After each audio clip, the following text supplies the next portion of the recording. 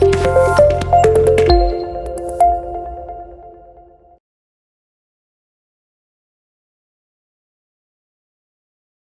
Friends, welcome to అప్టెక్ jobs. ఈరోజు current affairs సెషన్కి వెళ్ళే ముందు మన అప్టెక్ జాబ్స్ నుంచి ఆంధ్రప్రదేశ్ పోలీస్ కానిస్టేబుల్ మెయిన్ ఎగ్జామ్స్కి సంబంధించి ఎగ్జామ్ డేటు వెలువడటంతో మన అప్టెక్ జాబ్స్లో ఉన్నటువంటి కోర్సులకి స్పెషల్ ఆఫర్లు ఇవ్వడం జరిగింది. మరి మీకు అందరికీ తెలుసు, మన అప్టెక్ జాబ్స్లో ప్రతి కోర్సు 2 విధాలుగా ఉంటుందని.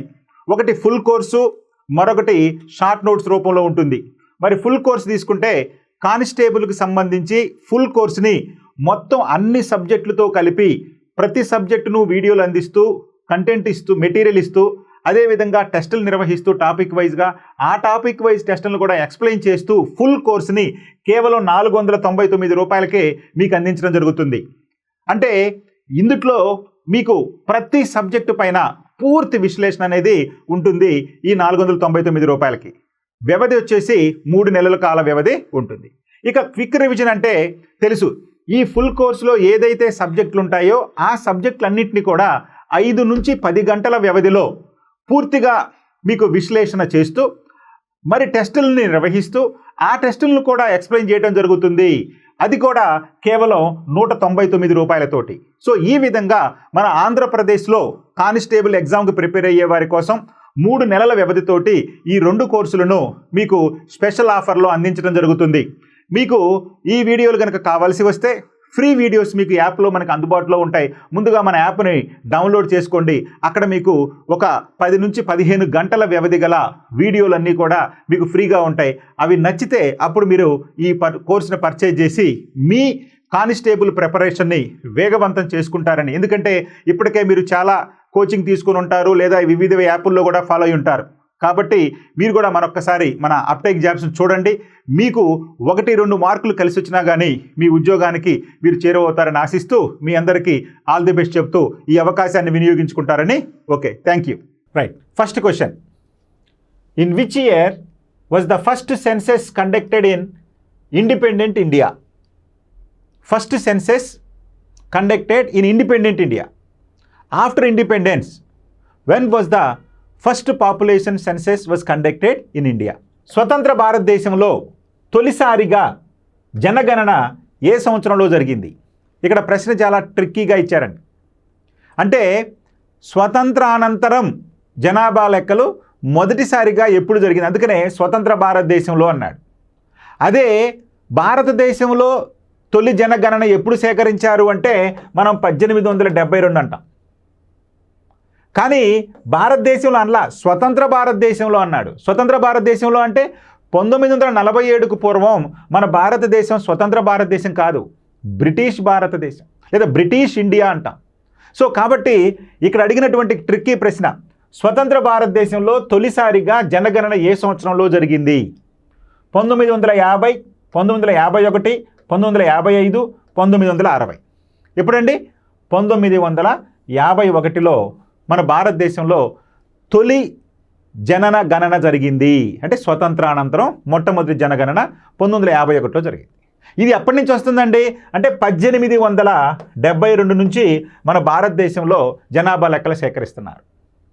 మరి 1872లో జనాభా లెక్కలు సేకరిస్తే ప్రతి 10 సంవత్సరాలకు ఒకసారి క్రమం తప్పకుండా 1881 నుంచి సేకరిస్తున్నారు.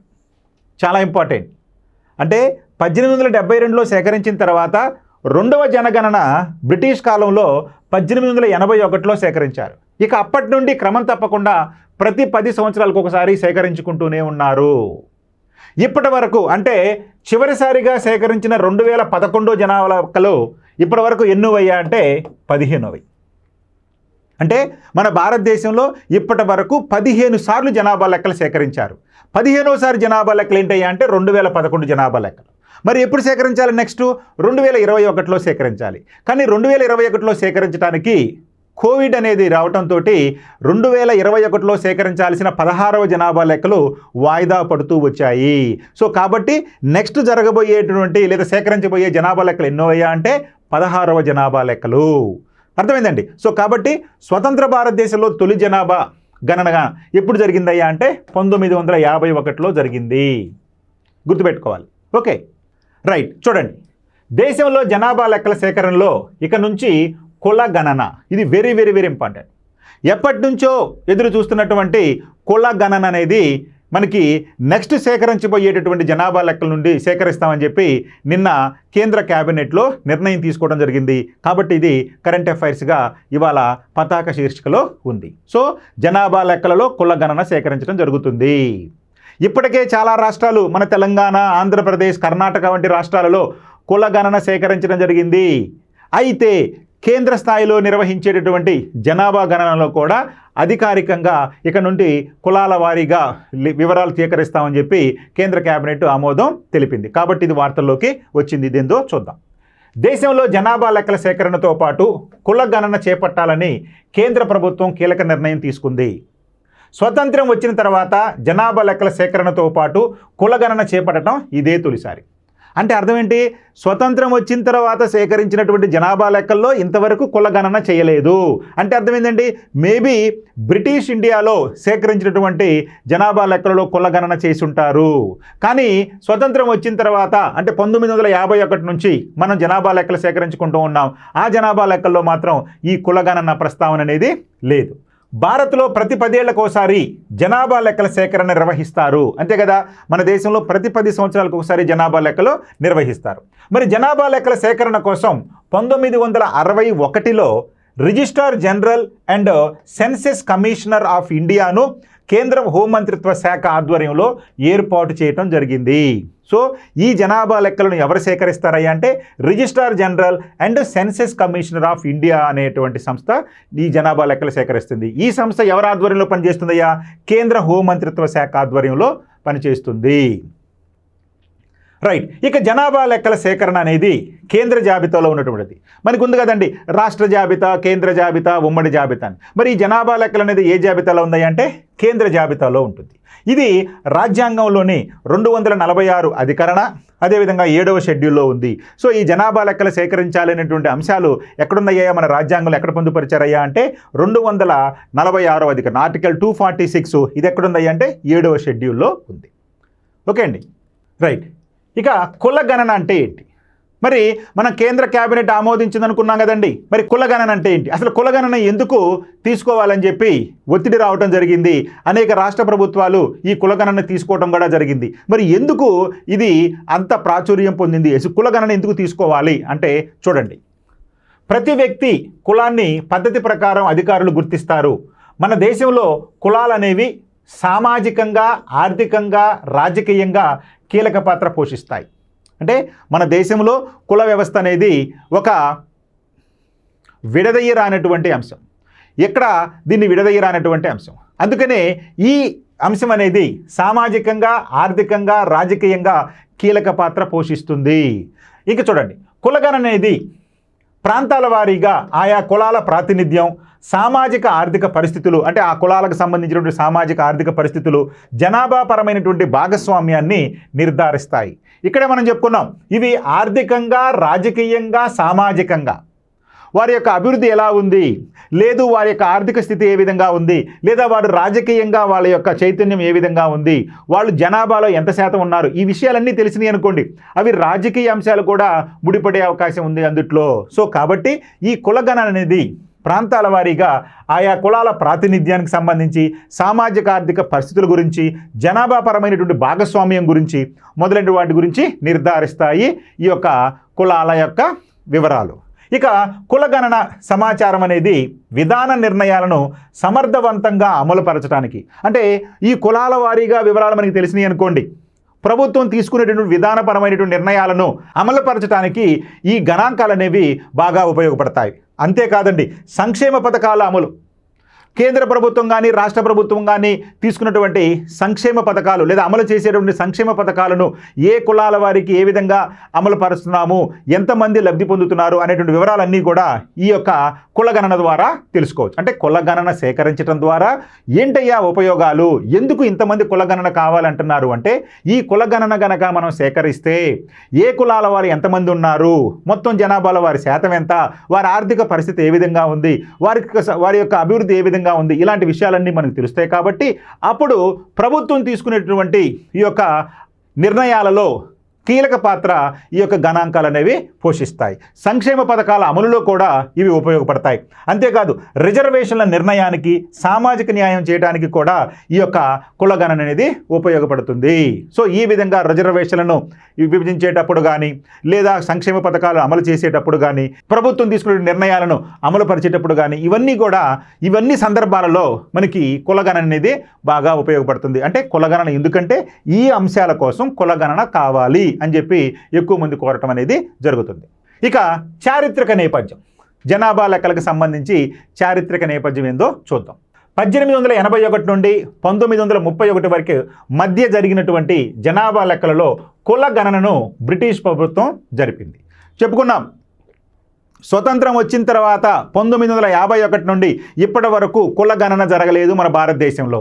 కానీ మన భారతదేశంలో ఎప్పుడు జరిగిందయ్యా అంటే బ్రిటిష్ కాలంలో జరిగింది. ఎప్పటి నుంచి ఎప్పటిదాకా? 1881 నుండి 1931 వరకు మన భారతదేశంలో కుల గణన కూడా, అంటే జనాభా గణన ప్రకారం జనాభా గణనలో కుల గణన కూడా తీసుకోవటం జరిగింది.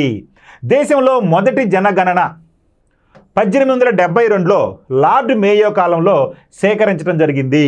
అయితే ఇది సమగ్రమైనటువంటి జనాభా లెక్కలు కాదు. అంటే దేశంలో మొట్టమొదటి జనాభా లెక్కలు 1872లో సేకరించడం జరిగింది. ఎవరి కాలంలో? లార్డ్ మేయో కాలంలో. ఆ తర్వాత పూర్తి స్థాయి జనాభా లెక్కలు దేశవ్యాప్తంగా క్రమం తప్పకుండా ప్రతి 10 సంవత్సరాలకు ఒకసారి 1881లో British governor general lord Ripon కాలం నుండి సేకరించడం జరుగుతుంది. సో మరి క్రమం తప్పకుండా ప్రతి 10 సంవత్సరాలకు ఒకసారి జనాభా లెక్కలు ఎప్పటి నుంచి సేకరిస్తున్నామయ్యా అంటే 1881 నుండి. మరి 1881 సమయంలో మన బ్రిటిష్ గవర్నర్ జనరల్ ఎవరయ్యా అంటే lord Ripon. So lord Ripon కాలం నుండి క్రమం తప్పకుండా ప్రతి 10 సంవత్సరాలకు ఒకసారి మనం జనాభా లెక్కలు సేకరిస్తున్నాం. కానీ మొదటి జనాభా లెక్కలు మాత్రం లార్డ్ మేయో కాలంలో 1872లో సేకరించడం జరిగింది. ఇది సమగ్రమైనటువంటి జనాభా లెక్కలు కాదు. ఇవన్నీ గుర్తుపెట్టుకోవాలి. అర్థమైందండి. మరి చివరిసారిగా జరిగిన జనాభా లెక్కలు తీసుకుంటే 2011 అనుకున్నాం. ఇది ఎన్నో అయ్యా అంటే 15 అని చెప్పుకున్నాం. Okay, right. ఇక 1951 నాటి జనగణన స్వతంత్ర భారతదేశ చరిత్రలో సేకరించిన మొదటి జనాభా లెక్కలు. చూడండి, స్వతంత్ర భారతదేశంలో అంటే బ్రిటిష్ వారు మన భారతదేశాన్ని వదిలి వెళ్ళిన తర్వాత 1947లో 1951 నుండి మనం జనాభా లెక్కలు సేకరించుకున్నాం. సో కాబట్టి మొదటి స్వతంత్ర భారతదేశంలో మొదటి జనాభా లెక్కలు 1951 జనాభా లెక్కలు. ఈ జనాభా లెక్కల్లో కులాల వారీగా చేపట్టవద్దు అని అప్పటి ప్రధాని జవహర్లాల్ నెహ్రూ నిర్ణయించారు.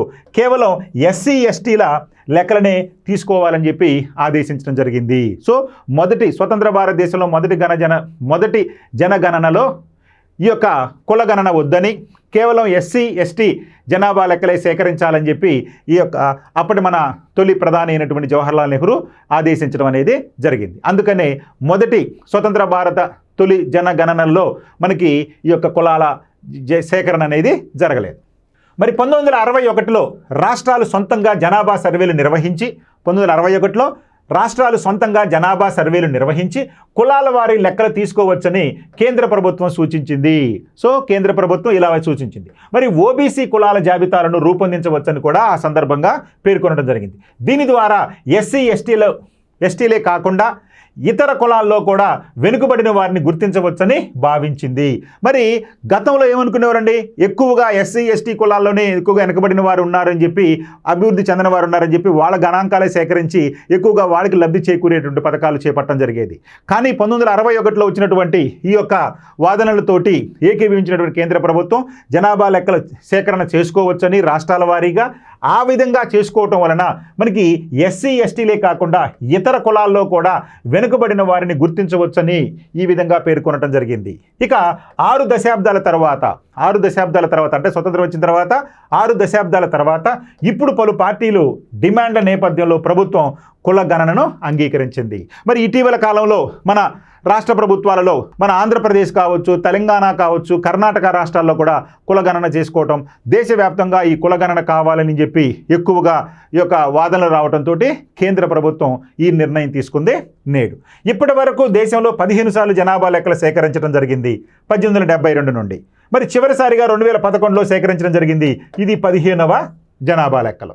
ఓకే, రాజకీయ అంశంగా ఈ కులగణన అనేది రాజకీయ అంశంగా వచ్చేసింది. చెప్పుకున్నాం ఇందాక, మొత్తం జనాభాలో పలానా కులం వాళ్ళు ఎంతమంది ఉన్నారు అనేటువంటి అంశాలు తెలిసినాయి అనుకోండి, రేపు ఎలక్షన్స్ వచ్చినప్పుడు ఆ కులాల వారికి ఇన్ని ఓట్లు ఉన్నాయి కాబట్టి వారికి ప్రాధాన్యత ఇవ్వాలి లేదా వీరికి ప్రాధాన్యత ఇవ్వాలి అనే అంశంగా కూడా ఉంటుంది. సో కాబట్టి ఆర్థికంగా అనేక రకాలైనటువంటి పథకాలు చేపట్టడమే కాదు, రాజకీయ అంశంగా కూడా ఈ యొక్క కులగణనను సేకరించడంలో మనకి అంతర్ధారం ఉందని చెప్పి మనం ఇక్కడ గుర్తుపెట్టుకోవాలి. సో చూడండి, 1980లో మండల్ కమిషన్ సిఫార్సులతోటి ఆ తర్వాత ఉద్యోగాల్లో ఓబీసీలకు 27% రిజర్వేషన్లు అమల్లోకి వచ్చాయి.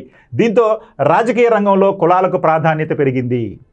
ఎప్పుడైతే మండల కమిషన్ వచ్చింది, ఓబీసీలకు రిజర్వేషన్లు కల్పించిందో దాంతో ఒక్కసారిగా ఈ రాజకీయ వర్గాలలో ఈ కులాల ప్రస్తావన ఎక్కువైపోయింది. సో కాబట్టి ఎవరు ఎంతమంది ఉన్నారని తెలిస్తే వాళ్ళకి ఆ రకంగా ఉపయోగపడే విధంగా పథకాలు చేపట్టవచ్చు అనేటువంటి ఉద్దేశంతో ఈ విధంగా వాదనలు అనేవి ఇప్పుడు వినిపించడం సాగింది. ఇక 2011లో జరిగిన చివరి జనాభా లెక్కల సేకరణలో దేశం మొత్తంలో 1.21 బిలియన్లుగా జనాభా నమోదైంది. అంటే 2011 జనాభా లెక్కల్లో జనాభా ఎంత ఉన్నారో అంటే 121 కోట్లు జనాభా మన భారతదేశంలో ఉన్నట్లుగా గణాంకాలు చెబుతున్నాయి. మరికి రాష్ట్రాలే సొంతంగా కులగణన, రాష్ట్రాలే సొంతంగా చెప్పుకుందా కేంద్ర ప్రభుత్వం తీసుకోవచ్చని చెప్పింది కదా, దాన్ని అనుసరించి ఈ యొక్క కొన్ని రాష్ట్రాలు సొంతంగా కులగణన చేపట్టడం అనేది జరిగింది. తొలిసారిగా బీహార్లో, ఆ తర్వాత ఆంధ్రప్రదేశ్, తెలంగాణ, కర్ణాటకలలో ఈ కులగణన నిర్వహించడం అనేది జరిగింది. దీని ద్వారా రాష్ట్ర స్థాయిలో అమలు చేసేటటువంటి సంక్షేమ పథకాలు, రిజర్వేషన్ విధానాలను నిర్ణయించుకోవచ్చని కూడా అవి భావించడం జరిగింది. సో ఈ విధంగా ఈ కులగణన సేకరించడం ద్వారా మొత్తం జనాభాలో వాళ్ళు ఎంతమంది ఉన్నారు, ఏ విధంగా రిజర్వేషన్ వాళ్ళకి ఇవ్వచ్చు అనే అంశాలన్నిటికీ కూడా మనకి సులువుతరం అవుతుంది ఈ విధమంతా కూడా అని చెప్పి ఆయా రాష్ట్రాల్లో కులగణన చేపట్టడం జరిగింది. సో ఇప్పుడు కేంద్ర స్థాయిలోనే మొత్తం దేశవ్యాప్తంగా కూడా కులగణన సేకరించనున్నారు, కులాల వివరాలు సేకరించనున్నారు వచ్చేటువంటి జనాభా లెక్కల్లో. ఇక 2023లో బీహార్లో ప్రభుత్వం నిర్వహించినటువంటి కుల గణనలో ఓబీసీలు, ఈబీసీలు మొత్తం కలిపి 63% ఉన్నట్లు తేలింది. చూడండి, మనకి బీహార్లో మొదటగా ఈ కులగణన సేకరించడం జరిగింది. ఆ కులగణన ప్రకారం తెలిసినటువంటి అంశం ఏంటయ్యా అంటే ఆ రాష్ట్రంలో ఓబీసీలు కానీ ఈబీసీలు కానీ మొత్తం జనాభాలో 63% మంది ఉన్నారంట. ఇక 2024లో ఆంధ్రప్రదేశ్లో కులగణన చేపట్టడం జరిగింది. 2024 నవంబర్లో తెలంగాణలో కులగణన చేపట్టడం జరిగింది. 2021లో కులగణన చేపట్టాలని జార్ఖండ్ అసెంబ్లీలో కూడా తీర్మానాన్ని ఆమోదించడం జరిగింది. ఇక ఒడిశా, మహారాష్ట్రలో కూడా కుల గణనపై తీర్మానాలు జరిగాయి. చూడండి, ఇవన్నీ కూడా జరుగుతున్నాయి. సో ఈ నేపథ్యంలో ఇటీవల కాలంలో కేంద్ర ప్రభుత్వమే మనకి 16వ జనాభా లెక్కలలో కులగణన కూడా సేకరించనున్నట్లు ప్రకటించడం జరిగింది. Okay, thank you.